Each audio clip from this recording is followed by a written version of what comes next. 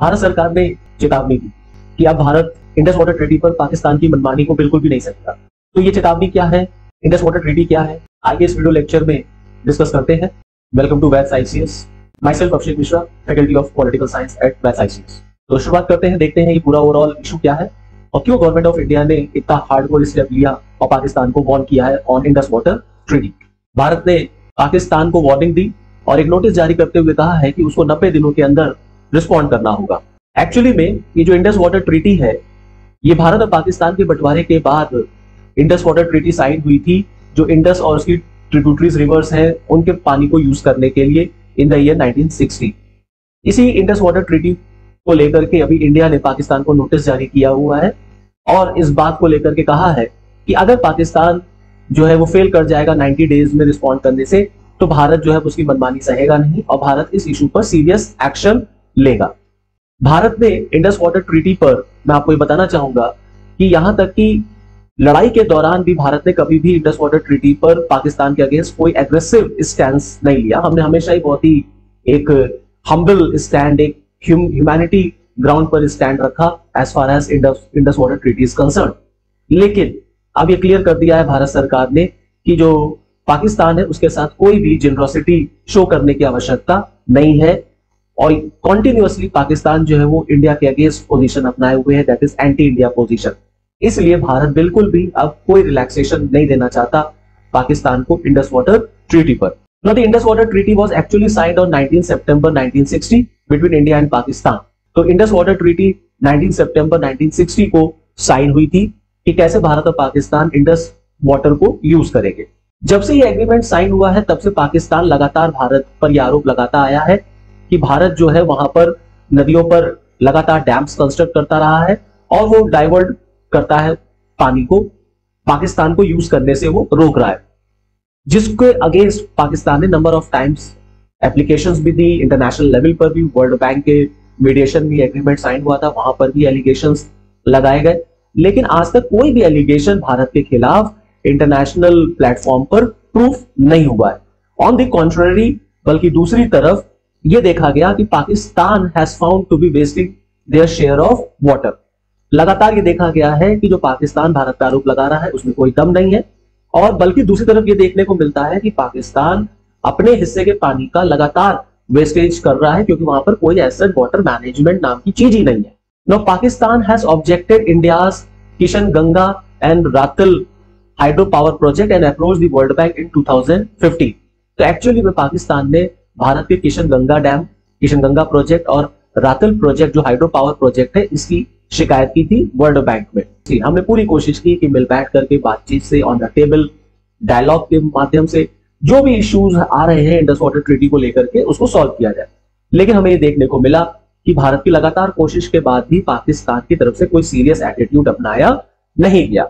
Now since Indus Water Treaty was signed, 4 wars have been fought between two countries। जब से Indus water treaty sign हुई 4 लड़ाइयां भारत पाकिस्तान के बीच में हो चुकी, लेकिन भारत ने कभी भी इंडस वाटर ट्रीटी का वायलेशन नहीं किया।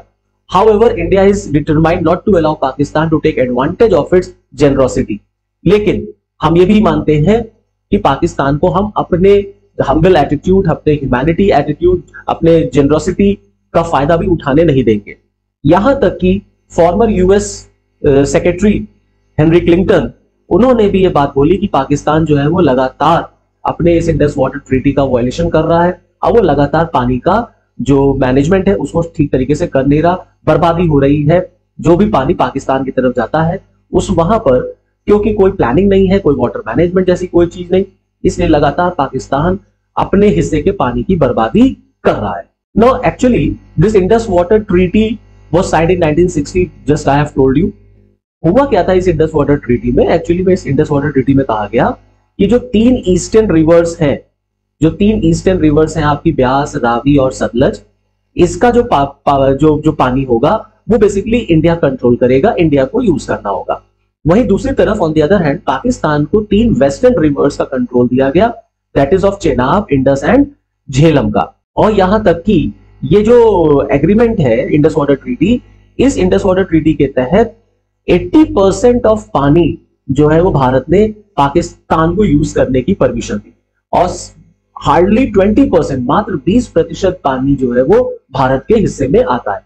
तो इंडस वाटर ट्रीटी के तहत 3 रिवर्स भारत को और 3 रिवर्स पाकिस्तान को कंट्रोल करने के लिए दी गई। 80% पानी जो है वो पाकिस्तान के पास जाता है। The treaty allowed India to have minimum storage level on western rivers. जो वेस्टर्न रिवर्स है उस पर भारत को मिनिमम स्टोरेज लेवल की परमिशन दी गई for conservation and for flood storage purposes.